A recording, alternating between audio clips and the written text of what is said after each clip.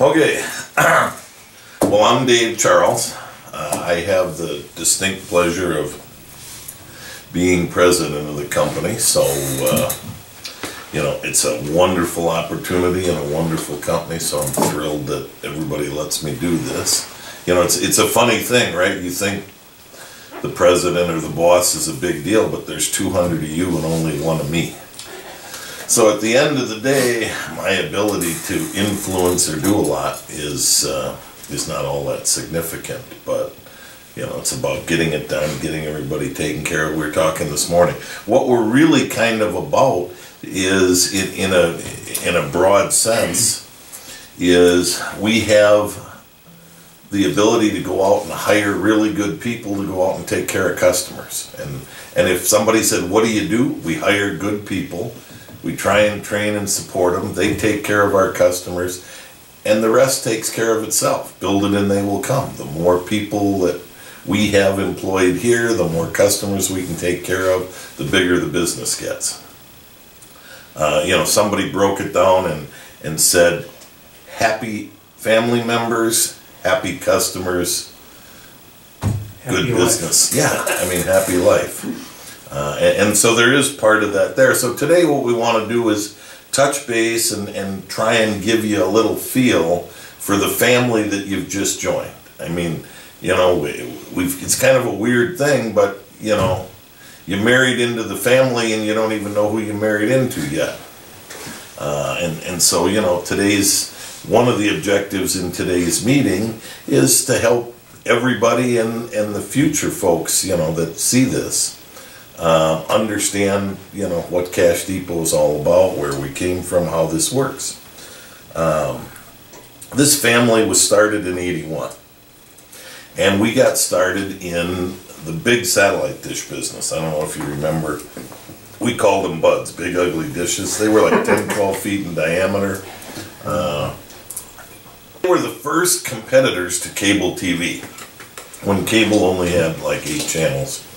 You know, they were all being delivered via satellite, and one day I read an article said, you know, buy a satellite dish, get free HBO. Well, I was in the dry cleaning business and had 4 kids and couldn't afford HBO, but I thought if I could get it for free, that was great, and investigated and found out that there was this business of satellite delivery.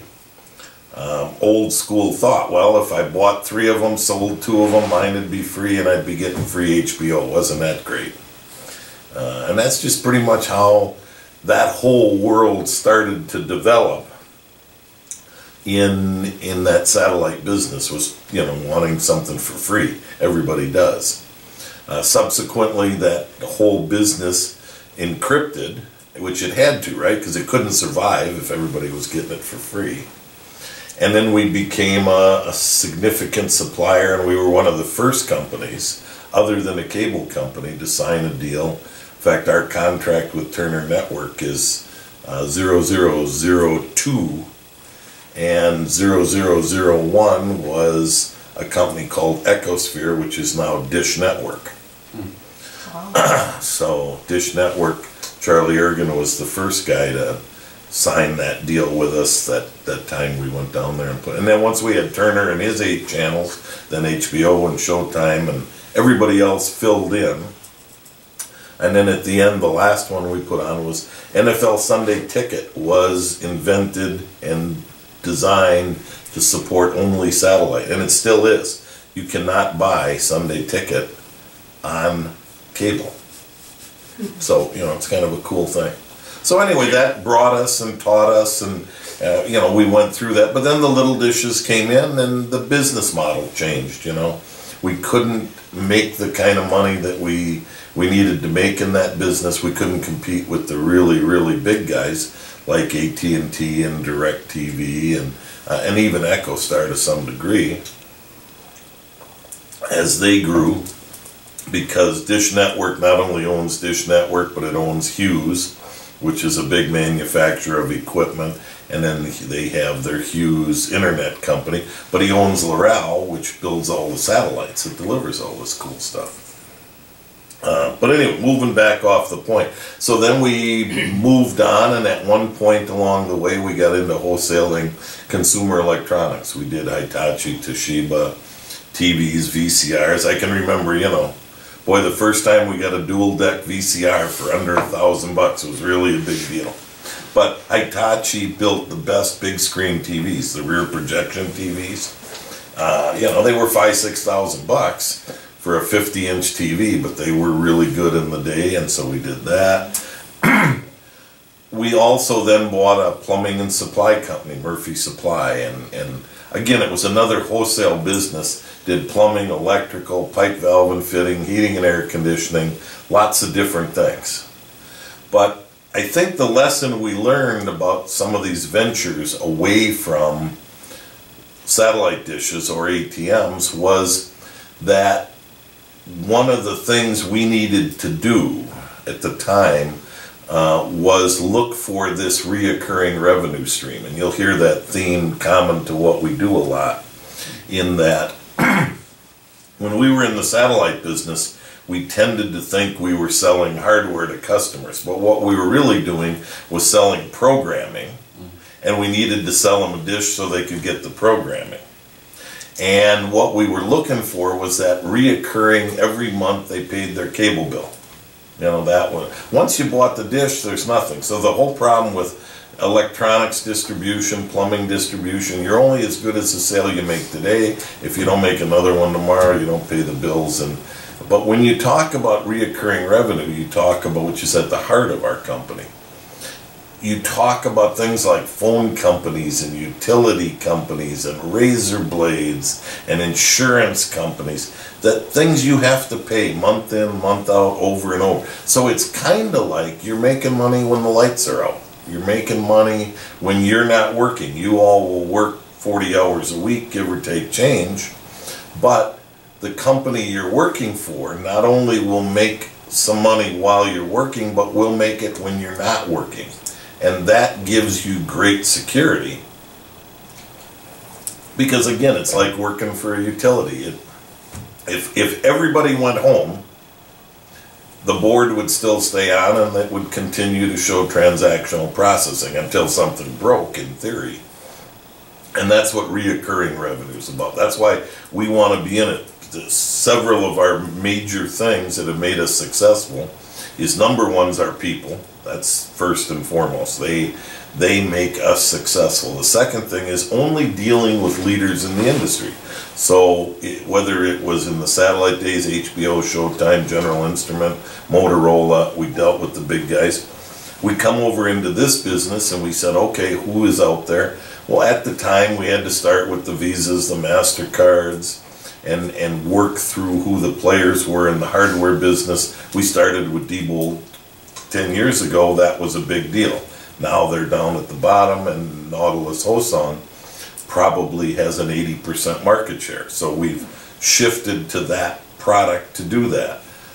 We use the best software, we use the best hardware. We try and be affiliated and associated with the number one or number two players in anything that we do. If you're not, it doesn't give you a stronger future, especially when you're making investments. The other thing about reoccurring revenue, it's usually very expensive up front.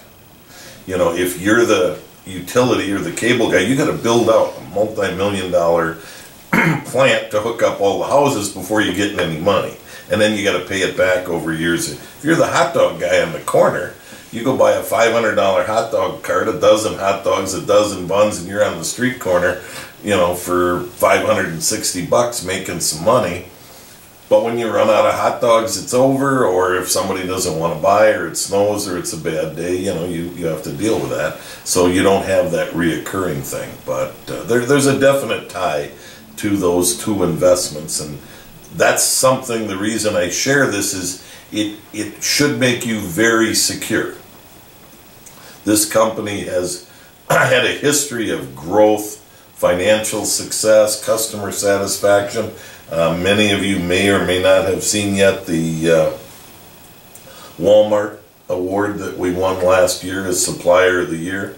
They give out 2 awards a year, and there were some pretty significant people that we beat out for that. Microsoft, McDonald's, and AGI were the three other companies that were nominated last year. So that's a pretty big deal. But it's an indication of the family you're joining. This is the genealogy that we're talking about here. This is the culture that we're talking about. First and foremost, take care of our customers. Take care of each other. You know, and take care of all the things that make this come together, and we'll all really do well because the structure underneath is sound. We don't have any debt. We're growing, expanding, we're profitable. Another thing that we do that is very important to us is I believe, and we've always believed, that we should share the success of the company financially with the whole family. I mean, there's no point in working for a company. Yeah, you're 15, 20 bucks an hour or whatever is really a big deal. But if the company makes a lot of money, I think you look out there and go, geez, they're keeping all the dough and I'm not getting a piece of it. And we believe we wouldn't make that money if it wasn't for you. So every year we chop out 15% of the gross pre-tax profit and distribute it amongst all of the employees. I'm not sure, I think it was like $1.8 million yes. This year that we gave out. Just so you put that in perspective, every employee got almost 20% of whatever they earned in bonus. So if you made 40,000 bucks with overtime, whatever, you got 8,000 bucks in the form of a bonus. And then we took 1/3 of that and moved it into your 401k because I also tend to believe that you can't rely on the government for your retirement. So it's a good thing to save some money. That's a good time to do it because you don't have it yet. But, you know, that's really a pretty big deal. So we also hope that every time you are a little unhappy or things aren't just quite right, you'll always keep that in mind. Or if, you know, somebody says, well, I'm getting $1 an hour more than you. Yeah, kind of, but if you're making 18 bucks an hour and you get a 20% bonus, that's $4 an hour more right there. So, and I don't see any reason this year probably won't be a little bigger than last year, certainly every bit the same. And we've had this climbing range every year, so it just keeps going up. If we never lose a customer and we keep bringing in new ones, life is pretty good there. So anyway, that kind of takes some of this family history and says, you know, here's where we come from. We did the satellite receivers thing for a number of years. We did a couple of other wholesale things. And then quite simply in '98, we had a sales contest. The dishes were going away and we said, what's the next thing to do? We offered a $500 prize for whoever came up with the best idea where to go next. And one of the guys in Michigan came up with this ATM idea. He saw the flyer. We went down and met with him. We bought our first 5 units from Tidal in Texas. They're still in business. They do these time delay safes that the little plastic tubes and stuff are in behind counters and retail. And they developed an ATM and we went and bought 5. The cool thing, 4 of those 5 customers from '98 are still with us. One of them went out of business. And of course they've upgraded the machinery, but you know, that was part of it, and it went well. So we started looking at the business, and we were fortunate because, again, we dealt with good people. And one of the lessons that we were taught was, if you're going to succeed in this business, you need to own your own switch. You need to process these transactions, because ultimately the ATM business is about switching transactions, you know, moving money around. You know, you swipe your ATM card, it comes to us, we go to your bank says you got $100, we take it out of your bank, move it to our account, then we tell the ATM to go ahead and vend the money, and we got to do that 12 million times a month, and we got to do it in 1/3 of a second every time we do it. So, you know, that's part of the family culture that you're joining is a company that does transactional processing. All the ATM business does is create ways to do transactions. So from a service standpoint, if a machine's broke, it's not doing transactions. If a machine needs to be installed, that generates new transactions. But everything we do in this business is about generating transactions and taking care of those customers. Because again, if the customer's not happy, they don't do transactions. So, you know, if you're happy and you're stable and you're focused on taking good care of people, they will be happy and they'll keep their machines filled and they'll be out there doing all this. And the transactional volume that we rely on to make money, you know, even if we only make a nickel a transaction or a penny a transaction, that's really where the money comes from. We don't make any money in hardware. We don't make money in service. 90% of it we give away because it's our equipment that we're fixing. And so that's, you know, that's from a high-end standpoint, that's kind of what we do. And we started that in 98, 99 with 5, and today I think we're sitting with, I looked this morning, I think we're at 11,500 ATMs on the switch, retail, and then we have a wholesale group, First ISO, with another 2,000-3,000 over there. And I don't know where last month we processed 9 million transactions on the retail side, 3 million on the wholesale side. Globally, we will move the money, you know, that comes out of your account and the cash that we do. We'll do about 13 billion in cash that we'll give to customers to spend inside the stores of the people that have our ATMs. And we're pretty fortunate there. If you look at the customers we have, you know, you can start out with, we have the biggest retailer in the world, Walmart. And we are Walmart's exclusive supplier, and we were Walmart's Supplier of the Year last year. That's a really, really big deal. Not because Walmart's $550 billion, but because Walmart does not allow exclusive relationships. And we had to have the chairman of the board sign off to violate some of their core rules that prohibit this, just to be able to be in this position. But we did a good enough job. We did everything they asked. We provided them with a very high level of service for their customers. And so we got that. Quick Trip, those that aren't here, you probably see Quick Trip with a Q. In fact, they're going to build 50 stores in Nashville. Oh. But Quick Trip with a K was one of our first customers.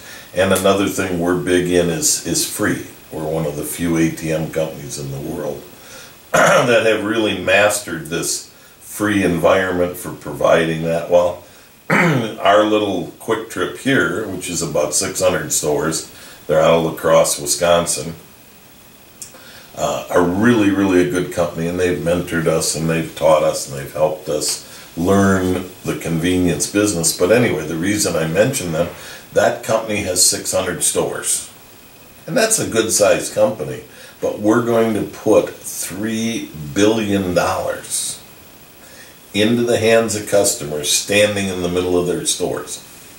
So that's pretty powerful. If you take 3 billion, divide it by 6, you know, what is that, 50 million a store? That's cash that they're standing there in their hand with in the middle of the store of stuff to sell. So that's, you know, that's really pretty important to them. And then we have a number of other companies like them that are the leaders in the business, and so we do business with them. We also do air and vac machines for 7-Eleven. They are the largest convenience supplier, and we have over 2,000 of those. and it's growing and expanding. That's a new business we got into a couple of years ago and kind of like it, and we think it's got, again, it's a reoccurring thing, right? That machine sits there and it makes money whether we ever touch it or not. It just, you know, people use them. It's a very good quality product, very safe product, so they like to do that. But anyway, so we've put all this together. We're heading down the path. We're developing this family environment. And we don't use that real cliche because I tend to think of us as a family. Now, the first thing I will tell you is, you know, our family can be a little dysfunctional. I don't know about yours at home, but I can tell you we've thrown dressing and potatoes at an occasional Thanksgiving dinner in my family. And in this company family, you know, we don't always get along perfectly every day, every minute. But like I said, if you're used to that at home and you have the perfect family, be aware there could be some dysfunction here. And you have to work to prevent it. You have to treat everybody very much like you would treat your family. If you take care of them, they'll take care of you. But, you know, if we get into this, you know, the field service guys don't like dispatch for something, then dispatch will not like the field guys for something. And everybody thinks everybody else's job is easier. You sit in the office all day, that's really great. And they're going, yeah, you're out there in the field, nobody watching you, drinking coffee and goofing off all day, you know. So take care of each other and always keep in mind that not only do you have that family, but you have the responsibility to their extended family. You know, we're 200 employees and we probably represent 2,000 extended family members, meaning children and, you know, direct relations that whether mom lives with you or dad lives with you, you're helping somebody else because of the job you have. And so you need to keep in mind that we all have to work together to make sure we take care of each other so we can meet our obligations out there, and that's real important. You know, and it's always probably a good time, too, to say, look, we think we're really a good family and everything works really well, but, you know, sometimes it doesn't work. There are divorces and there are times that the fit isn't absolutely right. So I tell everybody, look, if you really don't like coming to work every day, like I do, maybe you shouldn't do it. You know, if you find, now nobody likes going to work if they could sit home and fish or play or do something else, but the reality is if you just hate it and it doesn't fit, there's a lot of jobs out there, go find a different one. I mean, that's all I can tell somebody is don't be miserable, because there's a good world of jobs out there. But we'd like you in the family and we want you to try and make it work, and we think if you do, you'll be successful and rewarded. It's a very good family to be part of. So anyway, then what we've done is we've kind of put together a set of mission statements, goals, and some stuff to help you all in determining how to do all this successfully. Okay, so if you just want to know how to think about the family or how to make a decision or whatever, this is a good set of guides to go and look at, okay? Because we come out and we say, look, number one, our goal is we want to commit to treat everybody like family. Now that doesn't mean just you guys, that means our customers too, and their customers.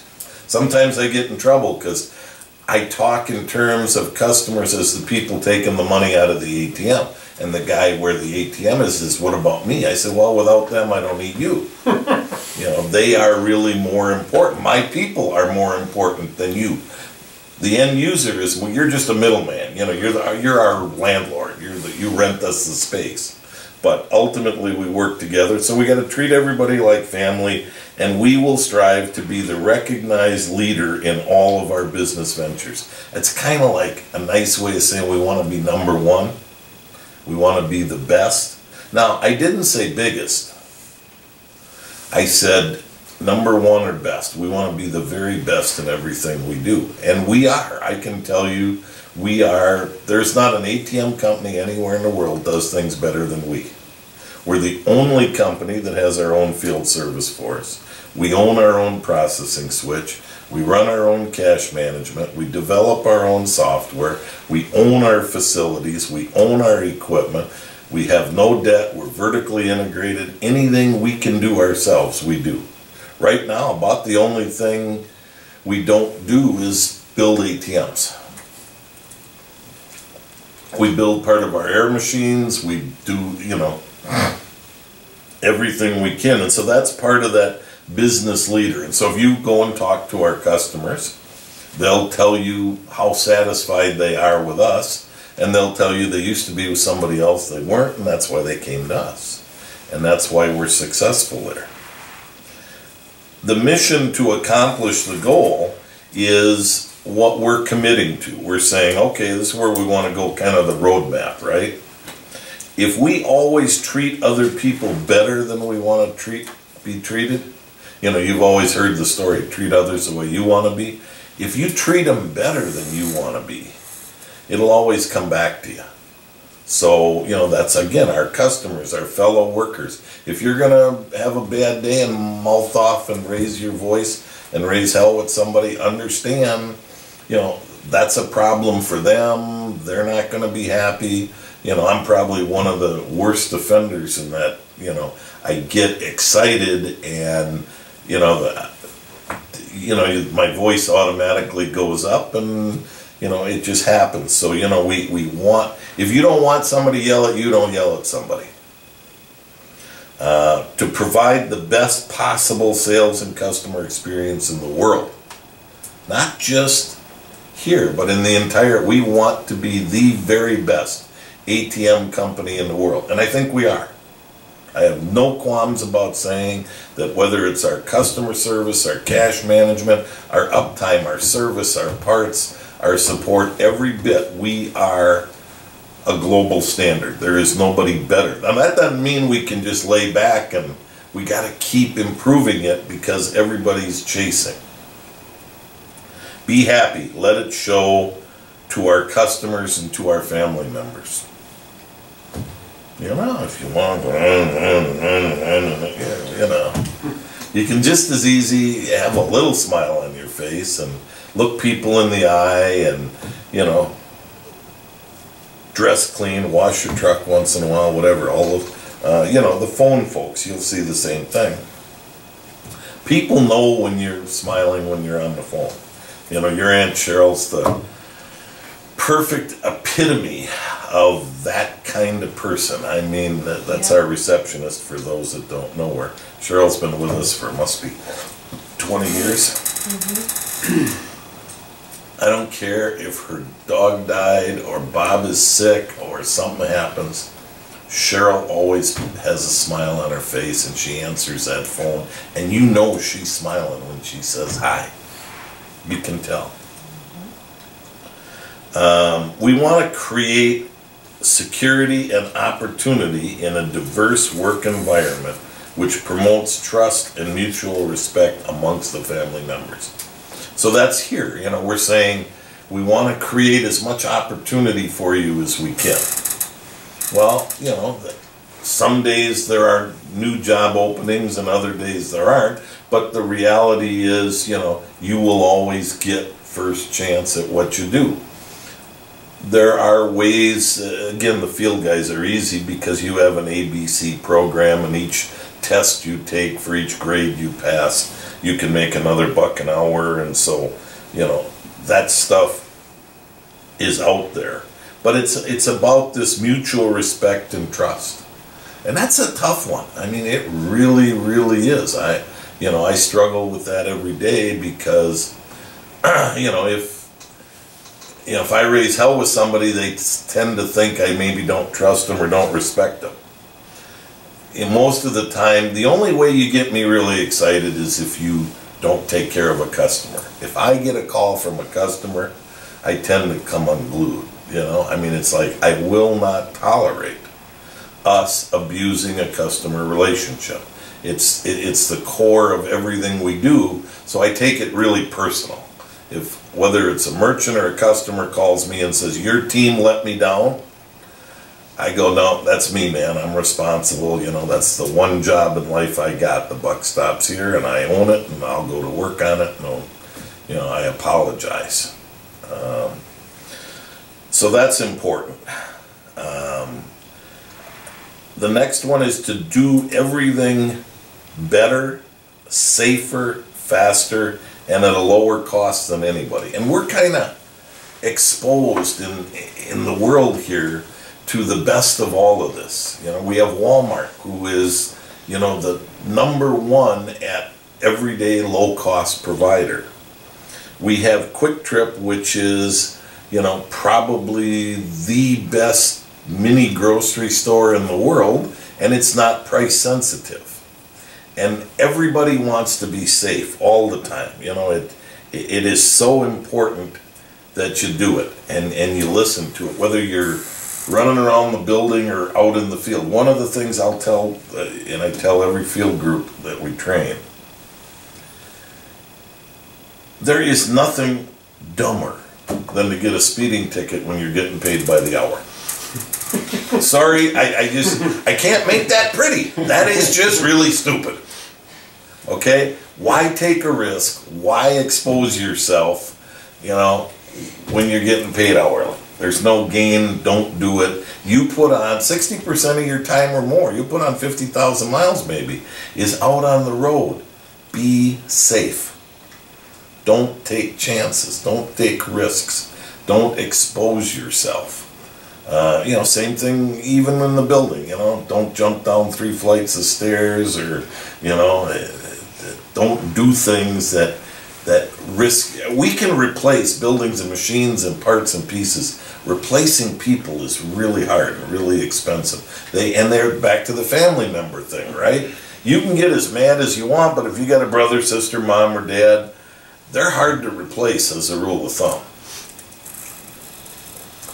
So try and be safe. And as long as we do this, we'll have a lower cost, which will make us more competitive and make us more money, and you'll share in the money. So, you know, I tell everybody again, if 15% of the profits go to you, every time you throw something away, wreck something, do something wrong, you're not efficient, if you lose $2 and, you know, we're giving you 15% of that, that's 30 cents. You know, I don't care if it's copies, parts, time, travel, direction. Just be aware that when you do that, you do have a direct impact on yourselves. Last one is to maintain a constant profitability as a means to future growth and success. Any company that's not profitable is pretty much worthless. I mean, you know, you can't survive if you don't make money. You can't be secure in your job and in your future and in your paycheck. And maybe we're a little bit of a holdover from a different age and time, but I like the old school way of doing business. I like the people that are involved in our company. And so we have a big summer picnic, and we have a huge Christmas party, and we have a tremendous profit sharing program. And we do these things because they've proven successful in history, and they survive. Profitability is very critical to survival. You can start up a company, but if you can't keep it going, it doesn't mean anything. You know, it's just that important. So the nice thing here is you have a 30-year-old company that's been very profitable, is sharing that profitability, and you don't have to look over your shoulder over, will we be here 20 years from now? and that's because of this. So that kind of tells you, you know, what our goal is and what our mission is, and then we've just given you a few things. I don't know, you know, they're just good things to make this all come true, make it stay, and it's this vision of family. You know, again, we're not just using that. You've heard, oh, be a member of the team, be on the family. Well, you know, that's just, it can be just talk, or we can live that life and we can do it every day in action. And I always say the family thing is really important. I'm very blessed in that, you know, I'm 63 years old, I got 7 grandkids, 4 kids. You know, my grandkids are just the neatest, coolest thing in the world to me. And without that family, I wouldn't do this. I mean, I really like it because I want to help and take care of them, and so this is part of it. The member treatment. You know, this is greeting every family member no matter where they are. You know, taking care of their request, thanking them, and inviting them back. You know, every time you do a service call, thank you for letting me be part of this. Thank you for letting us take care of your ATM. We really appreciate that. Call anytime you need us. When you're on the phone, thank you for calling us. Thank you for, you know, whatever conversation should end with thank you and come on back. That's really important, so you got to take care of it and own it. And if you do have a problem, the best solution to anything is, I'm sorry. You know, I've been in conversations where I'm getting yelled at for 5 minutes, but you can wear them out. I mean, yes, I'm sorry we didn't do that. Yes, I'm sorry we took your money. Yes, I'm sorry we took your card. Yes, you know, yes, I'm sorry we can't give it back. Yes, I'm sorry that it's Tuesday and you need the money to buy your groceries. And yes, I'm sorry. And I'm sorry, you know, and then they go, would you stop saying I'm sorry? I'm sorry, I said I'm sorry too many times, you know. It will diffuse the situation eventually. And you got to mean it and do it. Impressions, you know, that's that thing of, you know, when they see you, whether it's on the phone or in person. So again, you know, how you look, how you dress, how you take care of yourself is seen by our customers. So if you go in looking like a ragamuffin bum, and field guys, as a rule of thumb, are in front of customers way more often than anybody else. So, you know, wash your truck once in a while and make sure you're very presentable whenever you're in front of customers. Recognition and respect. When people help you, thank them. If the customer helps you move a case of Coke, thank them. If the customer helps you on the phone, thank them. If somebody else teaches you something, you know, whether it's how to do something in customer service and accounting or in the field, if you don't know something, you get some help from somebody, thank them and make sure that they get that respect for what they've done. It's tough. I don't do it enough. You know, maybe it's just a flaw, but telling people thank you, you're doing a good job is not something I remember, and I got to work at doing more of that. So I tell everybody, you know, I mean, it's part of that, treat people better and you want to be true. Well, you like a pat on the back, right? Well, if you never give one, how are you going to get one?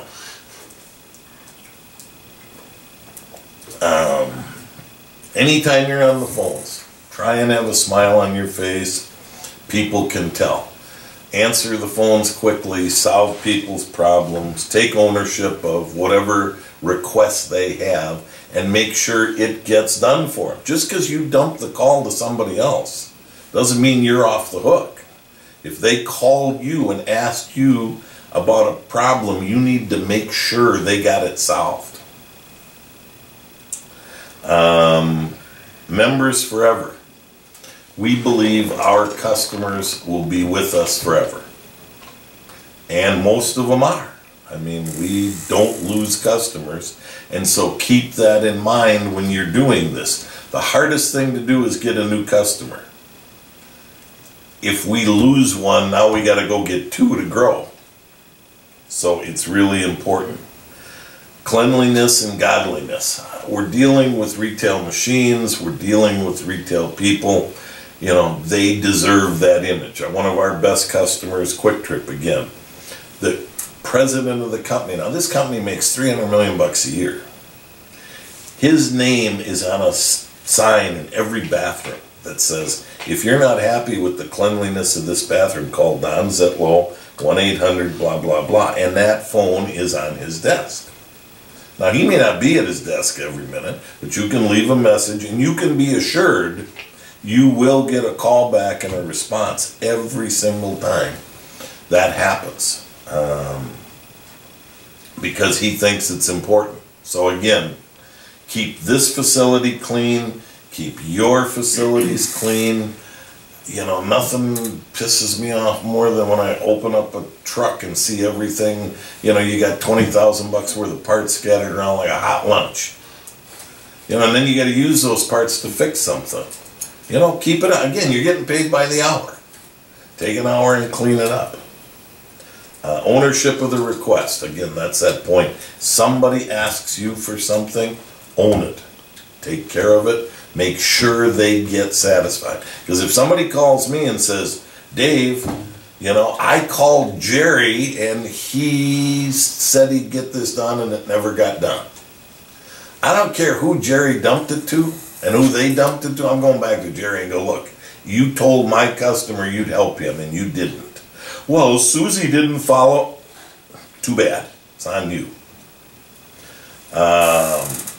You'll all receive, you know, orientation, which we're doing it, basics and operating standards, position descriptions, training handbooks, all the stuff you need to do it. We got this weird ZAC thing, Zero Accident Culture. It's the acronym that's weird as ZAC. The zero accident is, you know, we absolutely believe in stop, think, and protect yourself. Whatever you're in. Again, you're in the field, you're going to be handling money. You're going to be around machines with a lot of cash. You know, don't be a hero. You know, safety, driving, safety, you know, just walking across the parking lot, you know, pay attention. Listen. This is a tough one. I mean, you know, it's, I struggle to listen as much as anything in the world because, you know, I want to talk more than I listen. But, you know, it's kind of an interesting thing that you have one mouth and 2 ears. Why do you think that was God's message? What message do you think he was giving you? Listen. What? Listen more than you talk. Right. How much more? Twice as much. You have 2 ears and 1 mouth. God's message was to listen twice as much as we talk. And if we do, it works pretty well. I don't know if any of you are married, but when I was married, I definitely had to learn that. You know, and that's the closest family member you usually get. So, you know, try and keep that in mind. You know, and that's where you know that again back to the respect and everything else will be looked at, and you'll be judged by how we do those. So if you have a question or you wonder how you should do something, maybe you can find the answer here. Or if you're not happy, read through it, see what's wrong. Or, yeah, just whatever. This is a good set of guides to follow that will make you successful, which will make our customers happy, which will make everybody around you happy. Because again, you know, the benefits we derive, the pay we come up with, the jobs we have, and the bonuses we share are all driven by you, not me. I mean, I don't even know how to open an ATM anymore. I mean, you got these new fancy locks, and when I started, you put a key in and you turned it, opened the little door, and there was a little vault in there, and you put 2,000 bucks in it. You know, in fact, actually, back before that, the first ones literally had tubes, and you loaded these tubes with 100 bucks in it. You put it in, the guy'd swipe his card, and up would come a tube with 100 bills, you know, $100 in it, 520s. You know, so it's come a long way, but you know, it's still kind of the same concept that any one person, you know, can't change the entire world, but you can have a big impact on it. Because you're going to touch a lot of people every day, customers. And you'll all do more of that than I will. You know, I travel a lot. I'm out trying to see new customers. I'm out looking at industry things. I'm trying to find where it is, but I don't talk to customers every day as much as I should. And I don't fix ATMs. But if we do that as a team, we'll have bigger, better bonuses every year, plus make it a nicer place to work. So, anyway, what questions might you have? Can't be that easy, right? Sure, they just know they're on camera, so they're all scared today. I can't say there are a lot of questions ever, you know, because you're just too new to know what they are. But remember, you represent us. You know, I want my bonus check as much as you, so, you know, take care of our customers and take care of each other. It is a family, and again, you want to, you know, get my wrath. If another family member calls me and says, somebody treated me poorly, you know, we're right there. I mean, I had a guy that, you know, gave one of the ladies in the office a bunch of crap about being a little overweight, and I just dragged his butt right out by the hair of his neck, and out the door he went, and he never came back. We got to take and protect each other like family. So if you can do it, I'll make sure that we do our best to repay it. Again, it's so tough for you guys. We don't get to see you that much. You know, you're not here all the time, and you're out there. Nashville's a long ways away, right? A little ways. Yeah, but don't forget we're still here. We love you. You're part of our success, and it's real important that we keep in touch. So, and I'm always here. I say one of the jobs I perform is I'm here for all 180 family members, 24/7. You need me, I'm here. Number one, make sure you went through your regular channels, right? Because I can only handle so much. But if you've done that and you're not happy or there's a problem, bring it to me. I read my emails religiously. I answer the phone pretty much 24/7. But I'm going to ask you, A, what do you think? And B, what do you recommend? And C, what did everybody else tell you? So make sure you've run that whole thing out. But more than once, I guess I've probably bailed somebody out of jail, or, you know, somebody had a house fire and needed some help, or just really didn't know what to do. Give me a call, I'll help, or give me an email.